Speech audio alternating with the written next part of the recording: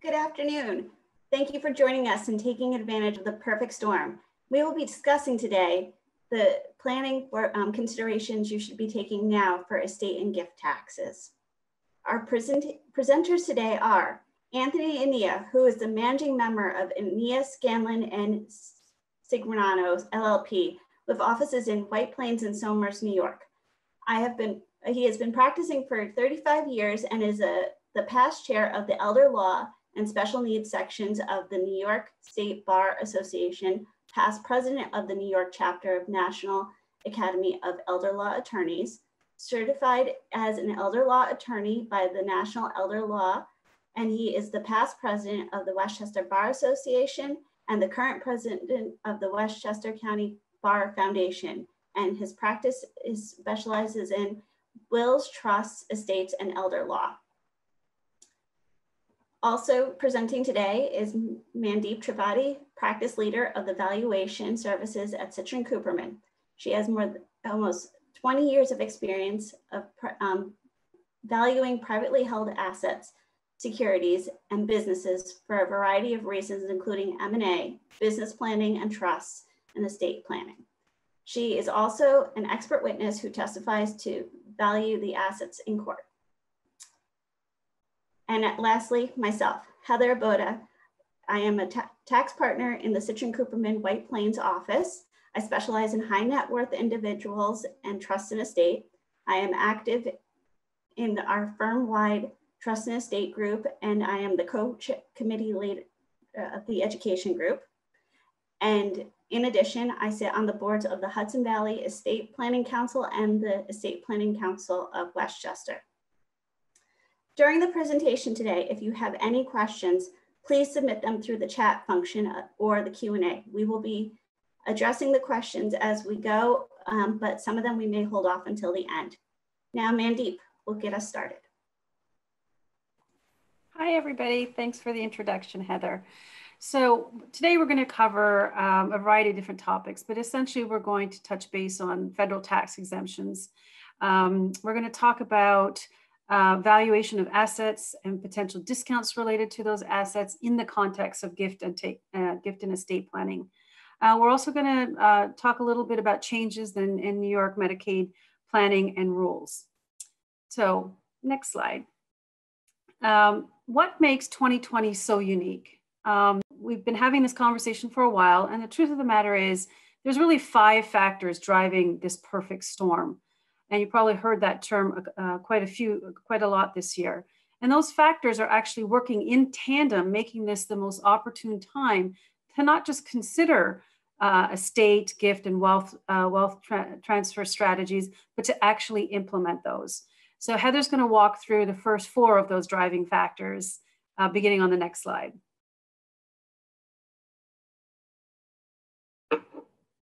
Thank you.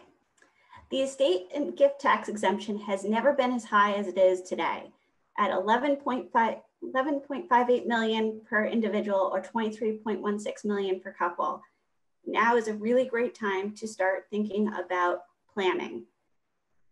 The exemption is scheduled to sunset December 31st, 2025. When it sunsets, the exemption will go back down to what the exemption was back in 2017, index for inflation, or around $6 million. Now you may be wondering, sorry, next slide. You may be wondering why we're talking about this now when 2025 seems like 100 years away.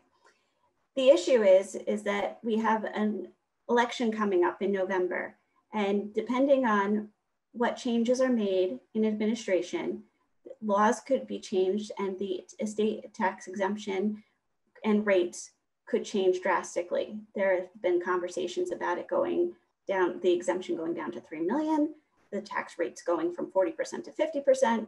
So this is a time to shelter one's wealth from estate tax. Let's see, next slide.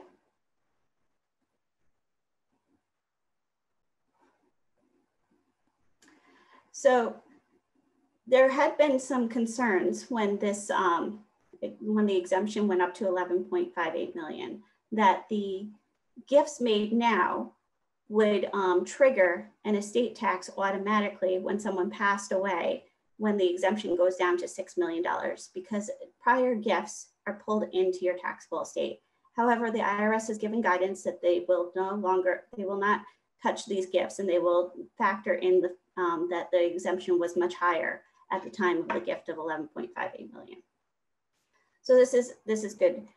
Some considerations while you're making these gifts though is, although New York doesn't have an estate or gift tax, or sorry, New York doesn't have a gift tax, it has an estate tax. And if you pass away within 3 years of making these gifts, so if you make a gift of 11.58 million and pass away within 3 years, you are going to have a taxable estate automatically and pay at least $2 million to New York. So this is a very big planning consideration. So just keep that in mind. In addition, some other planning considerations. If someone is a surviving spouse and their spouse passed away with and filed an estate income tax return to lock in their exemption for portability, the deceased spouse's unused exemption is applied to the surviving spouse's gift and estate tax. However, for gifting purposes, the surviving spouse's unused dissui is used first. So in my example, if the husband passed away with a $5 million unused exemption, the wife now has 16.58 million exemption. However, when she starts making gifts, she's going to use up his 5 million first and then use hers. So in this area, you would want to probably gift up to 16.58 million to take full advantage of the estate tax exemption right now. So that, just keep that in mind. Next slide. Taking advantage of lower interest rates. There are many, many tools that you can use to take advantage of the lower rates right now. A person can do a sale of a company to a grantor trust, basically an intentionally defective grantor trust, and take back a note. There are rules as to basically the grantor would make a gift of at least 10% of the selling price to the trust. So that would be a taxable gift. But other than that, it would be a sale, and there would be no income tax consideration at that point because the sale would be for full value. And the trust would then own the company, but the individual would still be paying the income tax on any of the earnings of the company. So keep that in mind. And then, so what happens is that a note is then made between the trust and the seller or the grantor. And the grantor will start taking back interest and from the trust. But with these lower interest rates right now, it's a perfect time to, again, it would be a much smaller interest payment than it would have been in prior years when the interest rates were much higher. Another great planning tool is a GRAT, which is a grantor retained annuity trust. Again, in a similar situation to the IJIT, what happens is the grantor puts in an asset hoping that it will appreciate, and the trust then pays an annuity payment to the grantor. The grantor pays all the income tax on the grantor trust for the GRAT term. The GRAT term is usually anywhere from 2 to 10 years. Normally we see about 5 years though. You can also do these GRATs where they're called rolling GRATs. So you do one almost every year so that you extend the time of annuity payments. And this is also because if a person passes away prior to the GRAT term ending, the 5-year, 3-year, whatever it is, this GRAT will be pulled back into the decedent's estate. So that's why a lot of people use rolling GRATs with a smaller gift portion so that it it's almost like a hedge on the estate tax. Other planning tools that can be used right now are doing charitable lead trusts or charitable remainder trusts. In a similar situation, what happens is the grantor puts in assets into the trust, and then over either 10, 20 years, or depending on the trust type, it could be the lifetime of the grantor or someone else's life. You put the money into this trust or assets, and it pays an annuity. If it's a charitable remainder trust, it pays an annuity to the grantor. If it's a charitable lead trust, it's going to pay an annuity to a charity. You get a charitable deduction when you put the money into a charitable trust, and it's based on the annuity payment and how much the charity is going to get ultimately is what determines what your charitable deduction will be. But again, this is another planning tool that you can use to transfer wealth out of your estate, because at the end of the charitable period, the money reverts and goes to if it's a charitable remainder trust, it goes to your beneficiaries or whoever you've named as beneficiary of that trust. Similar to the GRAT, when the GRAT ended, it would go to either in trust or outright to whomever you identified as the beneficiary. So again, transferring this out of your estate.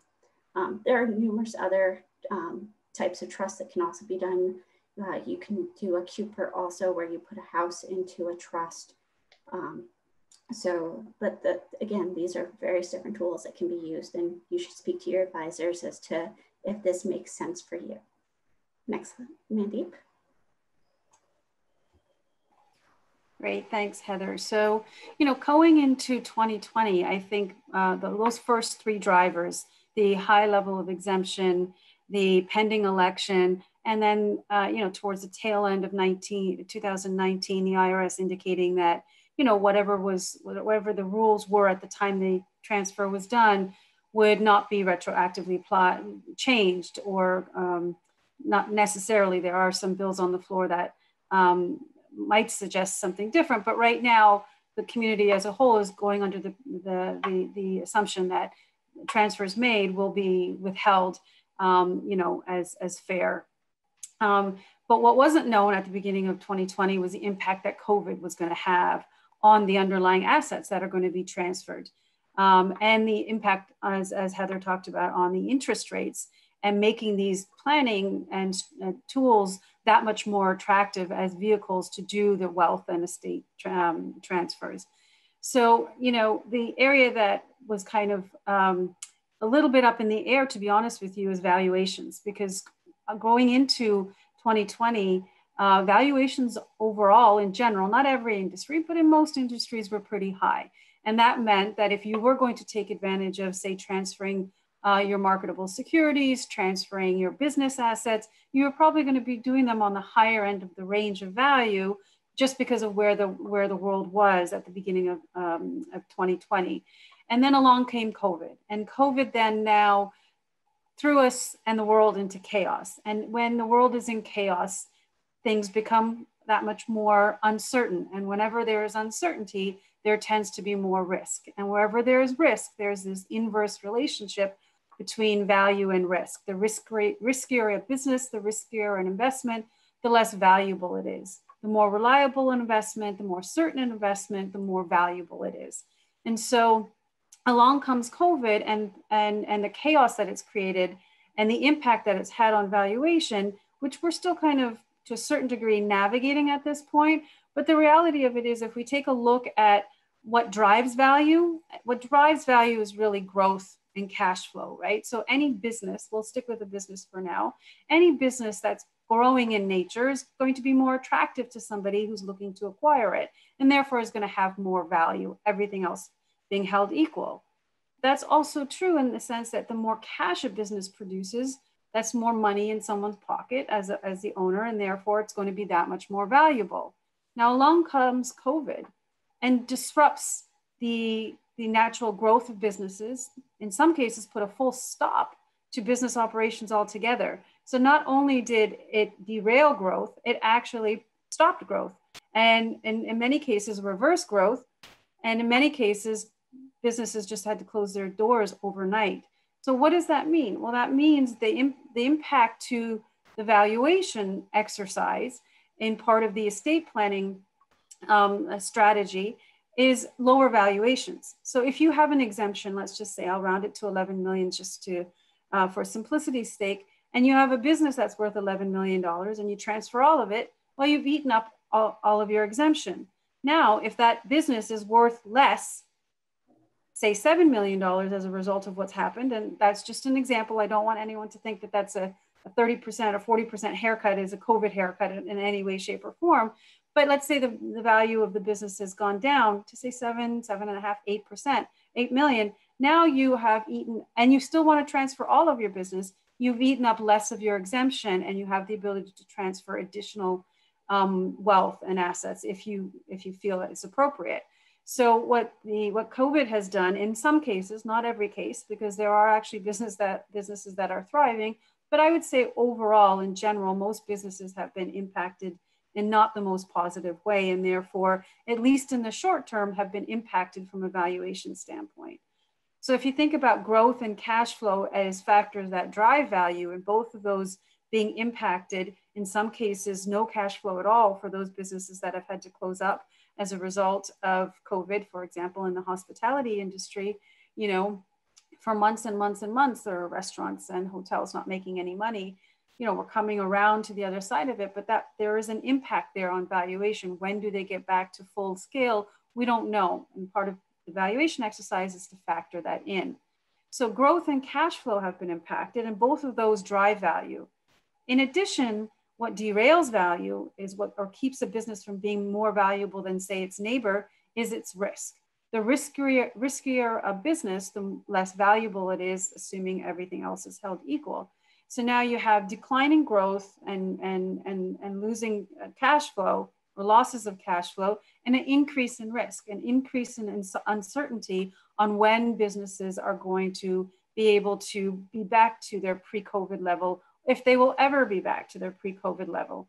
So that combination of declining growth and declining cash flow and increasing risk have like a trifecta effect on valuation. It's going to impact the valuation. And the way that I can kind of articulate it in a way that can really showcase what I mean is, if you think about the way you go about valuing a business, you have really three ways to go about valuing a business. I'm not going to get into any of the models, but just the approaches. You look at a business and you look at its future cash flow. Now, if that future cash flow has been impacted, say under the income approach, well, if it's been impacted negatively, chances are that business's value has been impacted negatively. If you're looking at the market approach, which is the second methodology, you're looking at substitutions. You're saying, I'm going to look at other businesses and see what they're selling for. Well, guess what? Most businesses aren't selling right now. So you're going to be looking at sales that happened pre-COVID and trying to make some adjustments to those prices for in COVID, because we're not quite post-COVID yet. And so that exercise is going to be a little bit harder, but you're still going to make adjustments most likely downwards. And then the third is you look at your assets and you look at your liabilities under the cost approach. And that methodology, you know, if there's less cash in the bank, your business is going to be worth less. If there's less assets on your balance sheet, your business is going to be worth. If there's greater liabilities, borrowing is very difficult right now, but if you're not able to pay your liabilities as a result of what COVID has done to the business, there's going to be a decrease in value to a certain degree. So this fifth driving factor was not contemplated at the time people were speaking in 2018 and 2019 about this, you know, high level of exemption, the potential of a political change in DC.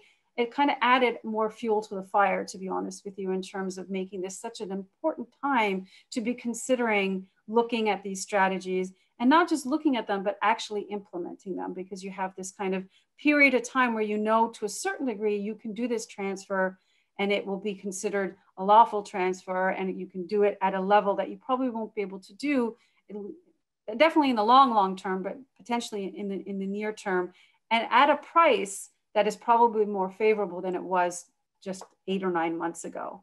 And then if you're not looking to sell the whole business or transfer the whole business or commit to, transferring the entire business, you want to maintain the control of the business itself, but transfer some interests. We call them non-control or minority interests in your business or securities, or assets. There's these tools that are allowed. They're called discounts, and they're discounts for the fact that somebody who is looking to transfer, say, a non-control interest, that piece of the business that they're transferring is essentially a non-control interest, so that a potential buyer of that interest, in the IRS's definition, would factor in the fact that they're not going to be able to control the business, and therefore would probably negotiate discounts for lack of control and discounts for lack of marketability.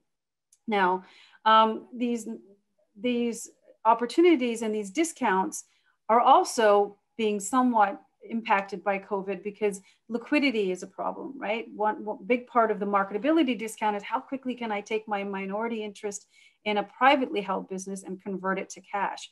And a lot of the ways we come up with our valuation exercises are using public company information. And you can't really compare a 10% interest in a privately held manufacturer to a minority interest in, say, IBM, where you can pick up the phone, call your broker, and convert that holding into cash within 3 days or so. Instead, it's going to take a longer period. And right now, with COVID and the impact of COVID, it could take even longer. So a lot of analysis is being done on the magnitude of those discounts and what would be fair discounts to apply. All of that leads to being able to transfer non-control interests at, again, depressed prices and further discounted prices. So, that combination of those 5 factors really do speak to, what many of us in this community are calling the perfect storm to doing this planning, strategizing, and executing, to be honest with you. And I would say one other thing, and that is that, the window of time is running out. We are getting closer and closer to the election. We're getting closer and closer to the end of the year. And if this is an opportunity, a time, if something that many have been very focused on the short-term nature of what's happening to their businesses as a result of COVID, because with COVID came chaos and crisis management. We wanted to make sure that we spoke to you largely to make sure that the long-term opportunity here is not lost, and therefore, the emphasis on these 5 factors, I think, is something that may not come around anytime soon. Certainly, I hope that we won't have to deal with a pandemic anytime soon once we get to the other side of this one. So we'll move on to the next slide.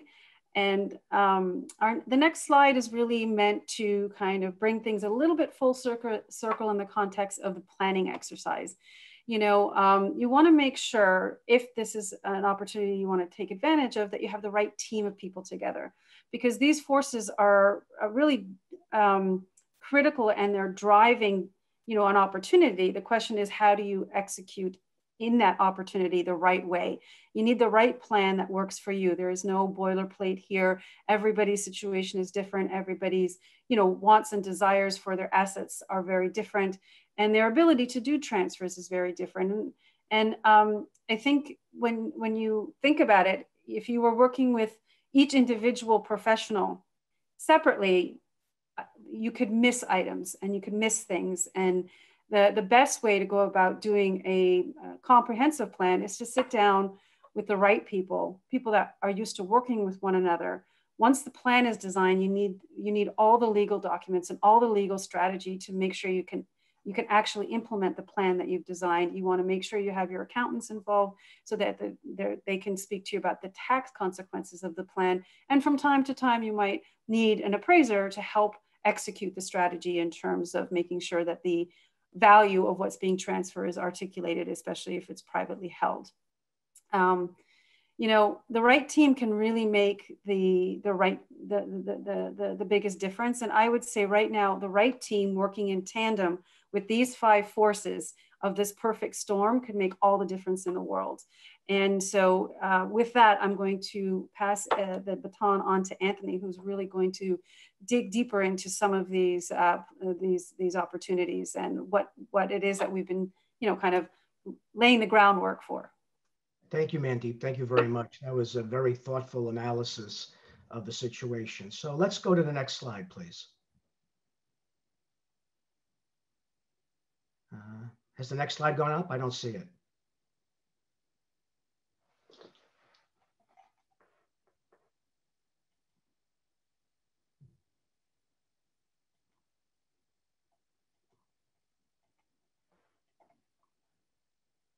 Is the next slide up? I don't see it.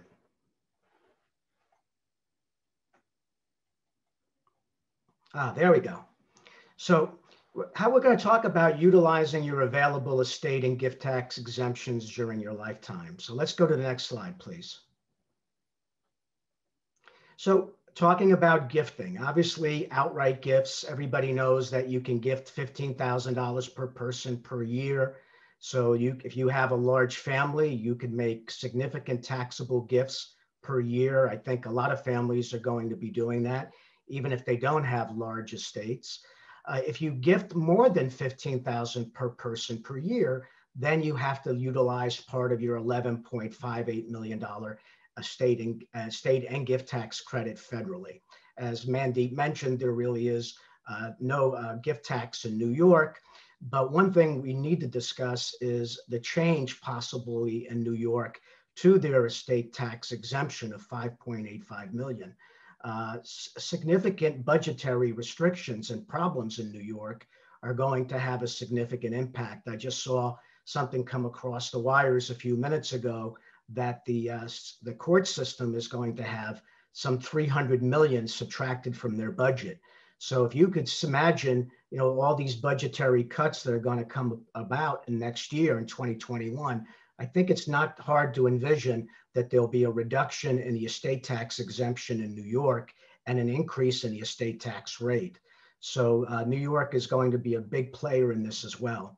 In terms of making the outright gifts, additionally, you can make gifts, not gifts, you can actually pay someone's educational and medical expenses as long as you make the payments directly to the educational or medical institution, and there's no limitation on that. So in addition to making the $15,000 per year per person gift, one can pay one's educational bills, the tuition of children, grandchildren. One can also pay the medical bills without affecting their lifetime exemption.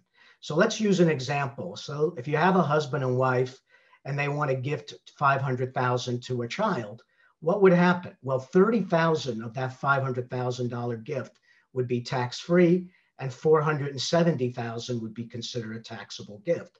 In essence, each spouse would be utilizing $235,000 of their lifetime exemption of the $11.58 million for the year 2020. Next slide, please. Outright gifts to trust.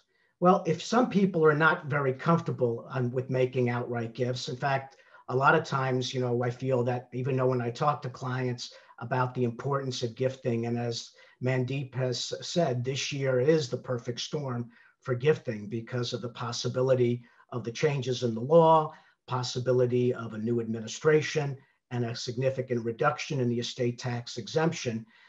You can talk to a client sometimes until you're blue in the face, but if that client is unwilling to give up control over assets, they may not be inclined to make a gift, especially if the gift is outright to a child or a grandchild. They're very concerned about losing control over assets, but more importantly, they're concerned about what happens if I give them money outright to a child or grandchild and they get divorced, they get separated, they get sued, they file for bankruptcy. So these are some of the things that they're concerned about. Utilizing a trust, a grantor trust for the gift is a very viable option. Most seniors like utilizing gifts, a trust to make gifts to their children or grandchildren. They prefer an irrevocable trust. The gift is subject to the personal exclusion, so you could utilize your $15,000 per year per person exclusion. However, if you want to take advantage of it, you have to send a letter called a crummy letter to the beneficiary advising them that the gift to the trust has been made and advising them of their right to withdraw. Most times the child or grandchild will waive their right to withdraw, because if they do take the money out, they know that the parent's not going to make the gift again in the future. So that 11.58 million exemption is also available if you're going to make a gift to a trust. Next slide, please. Outright gifts to trust continued. Well, New York does not have a gift tax, and utilizing the trust, the creator of the trust can really dictate the terms of the trust. They can determine whether income should be mandatorily paid to the beneficiary, whether income should be paid at the discretion of the trustees. Usually you'll see in a trust what's called an ascertainable standard. It's for the health, education, maintenance, and support of the beneficiary. Many times my clients become very creative. They say that, in addition to that standard, that it needs to be used primarily for the education and educated related expenses of the beneficiary. So if they create a trust for grandchildren and they're going to name their child as the trustee of that trust, they really don't want the monies in the trust to be used for the things that their child should normally spend on supporting their own children. So they prefer that the money be available for the education of the child, whether it be high school, college, any postgraduate work, law school, medical school. So the trust is very flexible in the sense that the trustees are given the discretion of how to use the assets in the trust. It could be income mandatory, income and discretion. Principal always usually is at the discretion of the trustees. So you can be as broad as you want or as specific as you want in creating the trust. Next slide. So what is the difference between a will and a revocable living trust? Because when we talk about estate tax planning, we really focus on one of two vehicles, either a last will and testament or a revocable living trust. And the big difference between the documents is that if you utilize a last will and testament as part of your plan, you have to understand that a last will only controls assets that are in your name alone on date of death. Most people are not, cognizant of that fact. They believe that the will controls all of their assets, but that's not the case. A will only control an account or an asset that is titled in your name alone. So for example, if you have a bank account that has a named beneficiary or is a joint bank account, that bank account will not be controlled by your will. And if you don't have assets that are in your name alone, when you die, even though you may have a validly executed last will and testament, that will probably not be offered for probate because there's no need for it, because the assets will pass to the named beneficiaries by operation of law. If it's a joint account, or there's a TOD account, or there's an IRA with a named beneficiary. So it's important to keep in mind that the will's effectiveness is really only to the assets in the individual's name alone. The revocable living trust is different. In order for the revocable living trust to control assets, the trust has to be funded with those assets. Title to the assets has to have been transferred to the name of the revocable living trust. In New York, the creator of a revocable living trust can also be the sole trustee, as long as there are alternate named beneficiaries. The revocable living trust is also a private document, unlike a last will and testament that once it's filed with the court is a public document. And whatever estate tax planning one can do in a last will and testament, the same tax planning can be done in a revocable living trust. There is no difference in the ability to plan with a revocable living trust as there is with the last will and testament.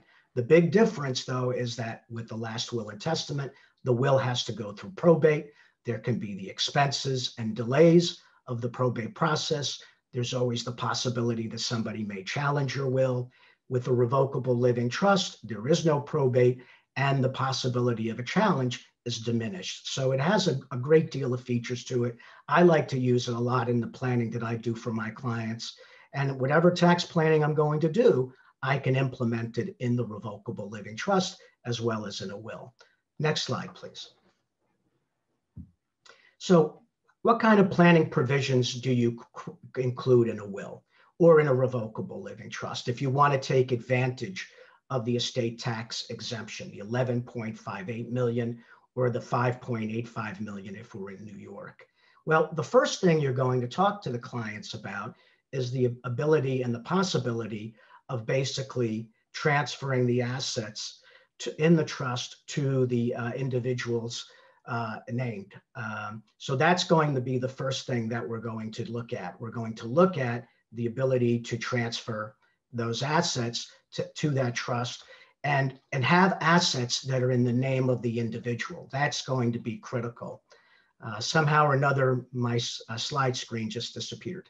So being able to look at the revocable living trust and being able to create the plan, whether it be a credit shelter trust provision in the revocable living trust, is very important. So what we like to do is we like to tell clients, divide the assets. So whatever the size of your estate is, to divide it as equally as possible between the husband and wife. The purpose of that is to take advantage of the credit on the first to die. So that's what you really want to do. You want to take advantage of the estate tax credit exemption on the death of the first to die, and you don't want to lose it. The credit shelter trust works in a way so that what will happen is whatever the amount of the assets are in the estate of the first to die, when that individual dies, those assets will go directly into the credit shelter trust for the benefit of the surviving spouse. And thereafter, whatever amounts are above the amount of the credit will either go into a marital deduction trust or go outright to the surviving spouse. So the advantage of the credit shelter trust is that assets are going to be held in trust for your spouse. This works very well if there are, for example, a family that's a blended family. It's a second marriage. They have children from two separate marriages. That is going to be a very big plus of doing that, is that you're going to have the ability to make that decision and say, okay, I want my spouse to live comfortably during my lifetime, and I know that there's going to be these assets in trust for her, but I can now dictate whether or not there's going to be any principal invasion for my surviving spouse. It could be that that trust only says only income is mandatory and no principal invasion unless the trustees decide to do that. So again, this credit shelter trust language can be included in all of your, in either your revocable living trust that has the credit shelter trust provisions, or it can be included in a revocable living trust. So the next slide, please, which I'm not seeing. I don't know why the slides have disappeared from my screen. Tanisha, can you make sure we're getting the slides? The slides are on. Okay. Perhaps let's stop the share for a moment and restart. Okay, let's go on now to a disclaimer trust provision.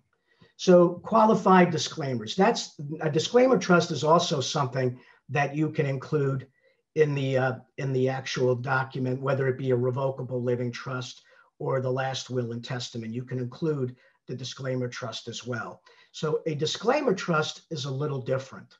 The way the disclaimer trust works is that what you do, you've again divided the assets between husband and wife so that they have enough assets in their estates to take advantage of the credit. So if you're going to use a revocable living trust, you would move, for example, if you had a $7 million estate, you would move $3.5 million into the husband's revocable living trust and the other $3.5 million in the wife's revocable living trust. And let's use the $7 million as an example. So now they each have $3.5 million in their estate. They're both below the 11.58 million for federal, and they're below the 5.85 million for the New York estate tax. Well, the estate documents, the will or the revocable living trust, basically say on the death of the first to die, all the assets in the trust or under the will go outright to the surviving spouse. However, the surviving spouse has the ability to do what's called a disclaimer. The surviving spouse can decide whether or not he or she wants to take the assets that were left to them outright by the deceased spouse. So the surviving spouse says, okay, let me take a look at what I'm getting under my husband's will. Under my husband's will, I'm getting $3.5 million. And I also have $3.5 million in my name. Well, what is the estate tax credit that's available now? What is the current credit?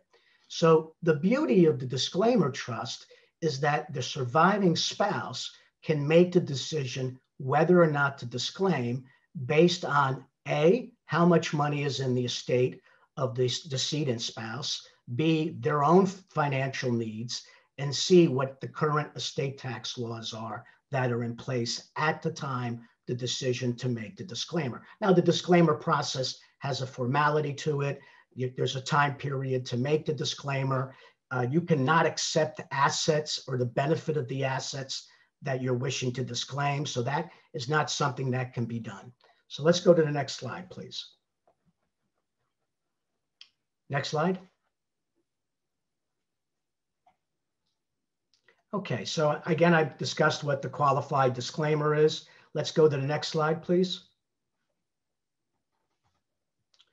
Okay, I mentioned about the flexibility. You know, the advantage is the flexibility of making the decision at the time of the death of the first spouse, whether to accept the assets or not accept the assets. This is not the kind of plan, though, you want to do for second marriages or a blended family situation. Because unless, for example, everybody's on the same page, husband and wife are on the same page, they trust each other, they want the assets to go to the surviving spouse, they believe that the surviving spouse will take care of the decedent spouse's children, even though they're from a prior marriage. And again, once you do the trust, once you do make the disclaimer, that disclaimer trust is irrevocable. Next slide, please. Spousal Lifetime Access Trust, called a SLAT. This is a very interesting planning tool, and it's really excellent, and it probably is at the peak of its use right now, because one of the common complaints that I hear from clients is that, yes, I want to take advantage of the estate and gift tax laws. I want to get assets out of my name. I want to take advantage of the low valuations. I want to take advantage of the fact that the estate tax credit is so high right now. However, I don't want to lose the ability to have the income from my assets. So what a couple will do in creating this spousal lifetime access trust, it'll create this irrevocable trust. It's a completed gift by the spouse making it. However, one spouse transfers the assets to the SLAT, and the beneficiary can be their spouse and even their children and grandchildren. So hypothetically, I can create a SLAT. My wife can be the beneficiary, or my wife and children, and my wife and children can also be the beneficiaries of the SLAT. So I'm not going to be the beneficiary. However, my wife has access to the assets in the trust, and therefore I'm kind of like a discretionary beneficiary. So I can have access to the trust property indirectly. So even though I am not a named beneficiary of the SLAT, my wife does have access to the assets in the trust. That those assets can be used for my wife and presumably for my benefit as well. When you do a SLAT, though, you have to be concerned about what's something called the reciprocal trust doctrine. Let's go to the next slide, please. So a very flexible planning tool. You need to have a stable and secure marriage. The creditor protection is available for the donor spouse. It's, in other words, I've given the assets away. It's a completed gift, a completed transfer, and my creditors cannot come after those assets unless I knew at the time that I made the transfer that I had a creditor or I was going to be sued or that I had a potential claim against me. Then obviously that may be considered a fraudulent conveyance. A fantastic way to reduce the donor spouse estate, take advantage of the estate tax credit as it exists now, use the exemptions. And if you wanted to, depending on the situs that you select for the trust, it can be used to avoid the rule against perpetuities in New York. Very important factor, especially for the ultra wealthy and the affluent. They really want the trust to continue for life.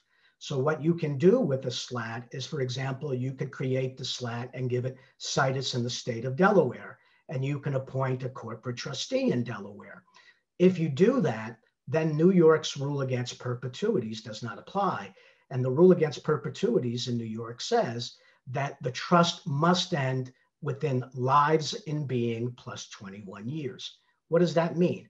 Well, whoever the beneficiaries of the trust could be, your children, your grandchildren, etc., whoever that is alive at the time the trust is created, that trust must end at the time they've all passed away plus 21 years. With the SLAT, you can avoid that. You don't have the issue of the rule against perpetuities, and the trust can go on for perpetuity, can continue for hundreds and hundreds of years. As I mentioned, you have to be careful of the reciprocal trust document. You don't want the IRS to view the trust as an arrangement between the spouses to create what's called a self-settled trust. And in avoiding that, sometimes it makes a lot of sense to use a corporate trustee, because that kind of creates a buffer. It brings in another individual, a disinterested party. Next slide, please. A part of the planning that individuals are doing today, they're concerned about the cost of long-term care. Long-term care not only is a major factor for many seniors. I don't know if you realize it, but the cost of a nursing home in Westchester, Putnam, Rockland County can be anywhere from $17,000 to $20,000 a month. It's significant. So a lot of seniors are interested in getting assets out of their name. But for example, when they transfer the house, they want the ability to continue to remain in the house. Or if they put money into an irrevocable trust, they want the ability to know that the money is not going to be dissipated by their children. So we use a vehicle called an irrevocable Medicaid Asset Protection Trust. And it is also an IDGIT, an intentionally defective grantor trust. The assets that are transferred to the trust are not a completed gift for purposes of gift taxes, because we reserve in the trust what's called a limited power of appointment. So when the assets are transferred to the trust from a Medicaid nursing home position, you create what's called a 5-year look-back period. In essence, you disqualify yourself from Medicaid nursing home for 5 years. In the past, there has been no look-back period for Medicaid home care, but starting tomorrow, there is going to be a 30-month look-back period for Medicaid home care. So if you give assets away on October 1st to an irrevocable trust, or you're making a gift to your children, not only are you creating the 5-year look-back period for Medicaid, but you're now nursing home Medicaid. Now you're creating the 2.5 years for home care Medicaid. The advantages of this trust are that the creator of the trust has the right to reside in the house for the rest of their lives. Nobody can sell or rent the house without the permission and consent of the creator of the trust. The creator of the trust also has the ability to remove trustees and appoint additional trustees. The creator of the trust, because they have a limited power of appointment, can change their mind as to who the ultimate beneficiaries of the trust. So even though the creator does not have access to the principal, and there can be no invasion of principal for the creator of the trust, there can be invasion for other beneficiaries, for the children, the trustees, etc., but there can't be invasion of principal for the creator, the grantor of the trust. The trustees can pay income to the grantor of the trust. However, if the trust says that income is mandated to the grantor, then what happens is, if you go on Medicaid, Medicaid will count the income. Medicaid counts income from all sources. The only two sources of income that Medicaid does not count are for Holocaust reparations and crime victims compensation. So when you create this IDGIT, you're basically, for income tax purposes, the owner of the assets in the trust. And by being the owner of the assets in the trust, you're still entitled to the STAR exemption. You're still entitled to the personal residence exclusion, $250,000 from capital gains if you're single, $500,000 from capital gains from you're married. So you've given assets to the trust. You started the clock running, because that is really the only way to protect assets for long-term care purposes. You have to start the clock running. If you hold on to assets and you keep the assets in your name, those assets will affect your eligibility, with the exception of an IRA, a 401k, qualified monies. All qualified monies don't count as available resources for Medicaid. However, if you're getting Medicaid, you must take the required minimum distribution, and the required minimum distribution is counted as part of your income. Next slide, please. So what is the downfall? What are the pitfalls of the Medicaid Asset Protection Trust? Well, first of all, there's no annual exclusion available when you transfer the assets to the trust. You know that you're going to lose access to the principal of the trust. And you know, because of the way the trust is drafted, the assets that you put in the trust are going to come back into your taxable estate when you die. So if you have a modest estate and you're not worried about estate taxes, and you're not concerned about gifting assets out to take advantage of the estate tax credit, this is a great vehicle, because what happens is when you die, the assets will be includable in your taxable estate, and the beneficiaries will get a step up in the basis of the assets. They will receive the assets at their fair market value on date of death. They get a step up, and now the assets will pass to your children or grandchildren, whatever the case may be, at the stepped up basis. But more importantly, once 5 years have gone by or 30 months have gone by, the assets in the trust are not counted for Medicaid eligibility purposes. The look back period has expired. So they're basically become invisible for Medicaid. Next trust, please. And that's next trust. Oh, well, we're done.